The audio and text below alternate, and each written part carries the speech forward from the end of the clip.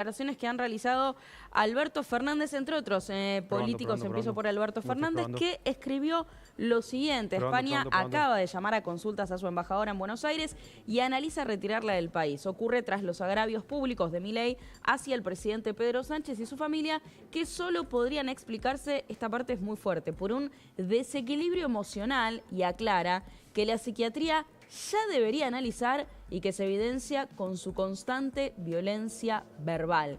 Dice en el siguiente párrafo que Alberto Fernández, que el vínculo entre Argentina y España siempre ha sido privilegiado por la diatriba del presidente argentino y está en su peor momento. La política exterior de este gobierno continúa aislando a Argentina del resto del mundo, como ya lo hizo con México, China, Colombia y Brasil. Mi solidaridad y afecto hacia Pedro Sánchez, su esposa y su familia. Como argentino me disculpo ante ellos por la impropia conducta de quien ejerce la presidencia de mi patria. Esto es lo que dice Alberto Fernández. Le damos la bienvenida a Ramiro Marra, legislador de La Libertad Avanza, que ya está con nosotros. ¿Cómo estás, Ramiro? Bienvenido. ¿Qué le respondes al posteo del expresidente? Capaz está buscando trabajo en España. Estuvo el año pasado paseando y ahora capaz está buscando dónde poder conseguir un nuevo trabajo, ya que fracasó en el trabajo que tenía acá. Pedro Sánchez fue un presidente que el año pasado, públicamente, en medio de la campaña, apoyó al kirchnerismo.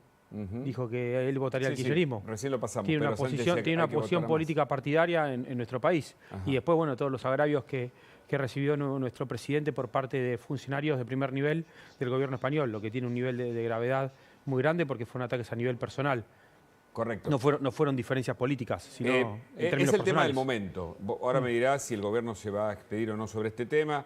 En un ratito viene el vocero del gobierno, Manuel Adorni, para hablar con Luis Majul en la cornisa. Pero mirá lo que decía Lustó a propósito de esto. El presidente se va nuevamente de viaje por motivos personales, no de Estado, y nos mete otra vez en un innecesario conflicto diplomático.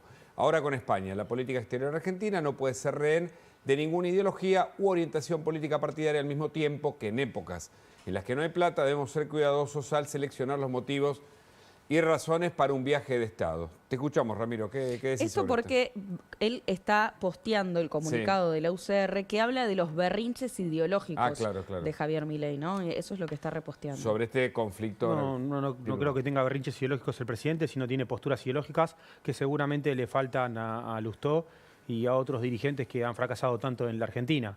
Lo que estamos viendo es que tenemos un presidente que está dando que hablar en el mundo, está generando una batalla cultural que cruza fronteras. Del otro lado del océano fue y llenó un estadio de españoles que querían escuchar y de dirigentes muy importantes de toda Europa querían escuchar lo que dice nuestro presidente. ¿Qué opinas del comentario que él hace sobre la esposa de Pedro Sánchez? Creo que hay investigaciones en España sobre la situación de la esposa de Pedro Sánchez. Digamos, ¿puede derivar en un conflicto diplomático esto o no? Creo que el conflicto diplomático lo empiezan los dirigentes y los funcionarios de primer nivel del gobierno español cuando se refieren de manera despectiva hacia nuestro presidente. Que le terminan faltando el respeto no solo a los argentinos, sino a toda la gente que defiende las ideas de la libertad a lo largo del mundo. Habla de gastos personales, de viajes personales del presidente. Sí, hubo muchos comentarios sobre eso, sobre todo porque, bueno, el viaje tenía como principal incentivo tal vez el encuentro de hoy y el domingo. Después se sumaron a la agenda otras actividades como el encuentro de ayer con los empresarios. Bueno, el tema es que no estamos acostumbrados a que a un presidente de nuestro país lo reciban. Calculo que había 10.000, 15.000 personas en ese estadio, no tengo el número exacto. Estábamos acostumbrados a que solo vayan a ver empresarios o a hacer otro tipo de actividades. Tiene la suerte el presidente que puede presentar un libro, puede dar una exposición en términos ideológicos y también ejercer el rol de presidente a ver empresarios de primer nivel en España. ¿Sí que es una visita de Estado según tu criterio? Vio a empresarios en nombre de ser presidente de la Nación y aprovecha los tiempos de una manera racional, o sea... Hoy Diego Guelar decía que ayer hubo una muy buena reunión, pero que termina haciendo mucho ruido lo que termina ocurriendo hoy, ¿no? A nivel diplomático con España. ¿Se termina echando por tierra todo lo que...? Primero aclaro con el gobierno español y con ciertos funcionarios del gobierno español, porque tampoco el gobierno español es solamente Pedro Sánchez. Claro. Tiene un sistema distinto al nuestro. Pero gana más o pierde más de lo que ganó Javier Milei. Yo creo que los que están perdiendo son los que se quieren enfrentar hacia las ideas de la libertad, que no pueden entender qué es lo que está pasando, no pueden entender que Milei sea el tema más hablado en otro país. Claro. Es muy raro que acá pase eso de que venga un presidente de otro país y sea el tema más hablado porque hay un cambio cultural que rompe fronteras, que está representado en una persona que es Javier Milei, que es el mayor defensor de la ciudad de libertad en los tiempos que corren. Nadie duda de las repercusiones que produce a donde va Milei. Ahora, para muchos la narrativa justamente del presidente implica las denuncias de corrupción o denunciar a quienes pueden estar investigados por corrupción, en este caso. Sí, el presidente da sus opiniones en base a la información que circula, en base a ataques que recibe en términos personales y en términos totalmente despectivos. Cuando toma una posición es porque dice, bueno, yo le voy a basar en términos políticos, con información que circula. Esa es la diferencia. Claro, Él no habla en términos personales, él habla de situaciones políticas que se están dando. En cambio, del otro lado, como no tiene argumentos para atacar las ideas del presidente, van con cuestiones totalmente despectivas e incorrectas. Hablando de corrupción, ¿no? Sí, hablando de corrupción y de denuncias por corrupción, esta semana fuiste noticia vos por tu cruce con Juan Grabois, donde hablaste justamente de eso. Si te parece, compartimos un fragmento de ese encuentro y ahora lo charlamos con vos. Sí. Yo vengo planteando estas prácticas. En el libro de 2021, literalmente planteo como problemas gravísimos de la política de Estado la exigencia del pago de aportes económicos o cuotas de entrada. ¿Y por qué te sacaste foto con Billy Boni entonces? ¿Por qué trabajás con Billy Boni? ¿Por qué vas a marchas con Billy Boni? Porque a mí no me consta que Billy Boni le saque... ¿Cómo que no te consta si lo dijo públicamente? No, él dijo que cobraban una cuota y que la gente la pagaba voluntariamente. Sí. ¿Qué es esto? ¿Qué es lo que pasó, además del cruce? Tomo esa parte del fragmento porque es interesante. A ver. ¿Por qué es interesante? Porque Grabois dice, yo esto lo tengo escrito en un libro. Entonces, si lo tiene escrito en un libro, aparte es consciente de que está mal. Y lo reconoce como algo que está incorrecto. O sea, ¿Está le escribió mal toda la intermediación de las organizaciones sociales respecto de los fondos del Estado? Para mí son de manera totalmente innecesaria. Innecesaria. Y pasa lo que terminamos viendo, que pasa casos de corrupción o de ineficiencia de administración, porque son gente que no son elegidas democráticamente.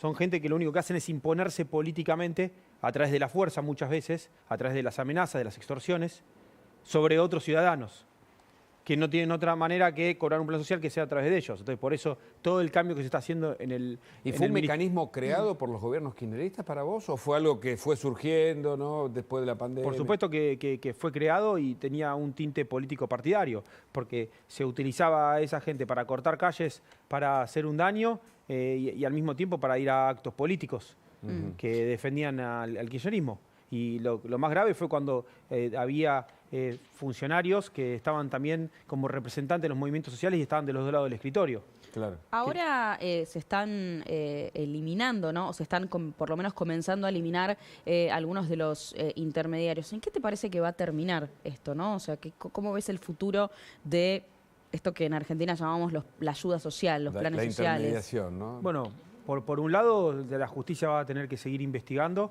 para ver hasta dónde llegan estos casos de corrupción que tanto están dando que hablar en estas últimas semanas. Y por otro lado, un aprendizaje para que en el futuro no haya intermediarios y también un aprendizaje para entender que el modelo de los planes sociales tiene que ser algo transitorio y no constante. Claro. Porque cuando lo haces constante aparecen siempre los vivos, por no decir los corruptos de siempre, que terminan dañando tanto algo que sería tan sano como ayudar a los que más lo necesitan. En los 90, por ejemplo, cuando ocurría el retiro voluntario de empresas del Estado, había un seguro de desempleo, pero iba la persona a cobrarlo durante 24, 48 meses. Es decir, ¿quieren volver a ese sistema? Es un sistema que funciona en todas las partes del mundo. Claro. Acá, lamentablemente, no se trabaja como un seguro de desempleo, sino se termina utilizando como una herramienta política partidaria. Y ahí es cuando está mal y empiezan todo este tipo de conflictos. Claro. ¿Coincidís con la idea del esclavo moderno que se fue planteado? Para mí es un sistema de esclavitud, lo venimos diciendo desde hace mucho tiempo, desde antes de ser gobierno. ¿Y qué representa? Desde antes de hacer política, muchos de nosotros veníamos haciendo las quejas pertinentes y también los medios de comunicación, como muchos periodistas de acá de La Nación, que decían, esto está mal, están cortando la calle, están obligando a la gente a cortar la calle. ¿Qué representa Grabois para vos? ¿Cómo? Grabois, ¿qué representa en este escenario que describís? Es uno de los referentes que está atrás de todas estas organizaciones. O sea, no queda exento por todas las sociedades que tiene, con otros también dirigentes que están acusados de corrupción y que hay muchas pruebas de que cometieron el delito tanto del robo como de la administración fraudulenta. Hablando de pruebas, creo que compartimos un fragmento de lo que decía Juan Grabois respecto a los comedores que están denunciados. Mirá. Comedores. Seguramente no hay 10. Debe haber 100 comedores donde se robaron comida. Ahora, hay miles de comedores donde no se la roban. A mí lo que me da orgullo de haber participado es en la construcción de organizaciones comunitarias donde la inmensa...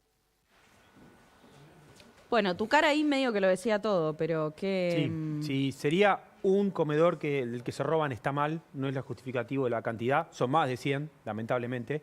Y también lo otro es que hay muchos comedores que no están dentro del esquema que ellos administran y no reciben nada, que es totalmente injusto, porque ellos terminan decidiendo a quién le va y a quién no le va. Y a partir de ahí siguen estando atados. Como también hay denuncias de que hay muchos bolsones de comidas que no llegaban. Muchas veces lo que hacían era centralizar el reparto de los bolsones de comida que tienen que llegar a los comedores. El presidente Milei habló sobre las denuncias de Petovelo, entre otras, y dijo que se le sacó la careta al peronismo. A ver. La verdad que ha encontrado un montón de desastre. Es decir, lo que ha hecho y está haciendo la ministra Petovelo es maravilloso. Sí. Le acaba de sacar la careta al peronismo. El peronismo vivió ufanándose que era el movimiento que protegía a los pobres. Y sucede que en realidad creaban pobres para convertirlos en esclavos. Creaban pobres, dijo, para convertirlos en esclavos. Por supuesto, fue un esquema de gestión de los recursos de todos nosotros y hay que vuelvo a destacar y acompañar al presidente en destacar a la figura de la ministra Petovelo, porque ella no se sentó a negociar con los que se creían que eran dueños de las cajas, como se le dice en la política. Claro. No dijo, a ver, siéntense, porque otras personas que pasaron por ese cargo terminaban siendo de extorsionados, pasaban a ser cómplices. Ella dijo, no, acá no hay ningún tipo de negociación. Ustedes no son los dueños de esto. Más allá de la respuesta judicial a cada caso, ¿ustedes quieren eliminar esta intermediación? Lo estamos haciendo, se está trabajando en eso y está habiendo grandes avances. Por eso es que se ponen tan nerviosos. Y por eso es que también estamos sacando gente de esta esclavitud moderna y cada vez son menos en las manifestaciones. Porque la sociedad y la gente que recibe estos planes saben que está mal eso y no los están acompañando. Ahora saben que tienen un lugar donde denunciar, que es donde surge todo esto. Todo esto es también parte de la batalla cultural. Porque muchas veces nosotros hablamos de la libertad, siempre hablamos de la libertad, pero muchas veces hablamos de la libertad económica. Pero también necesitamos tener una libertad social, que lamentablemente estas organizaciones no lo permiten. Ramiro, gracias. Muchas gracias por tu visita. Gracias. Hablamos con Luis Majul, ya está con nosotros. Me parece que tiene una información de último momento. ¿Qué tal, Luis? Buenas noches. Buenas noches. Sí, efectivamente tenemos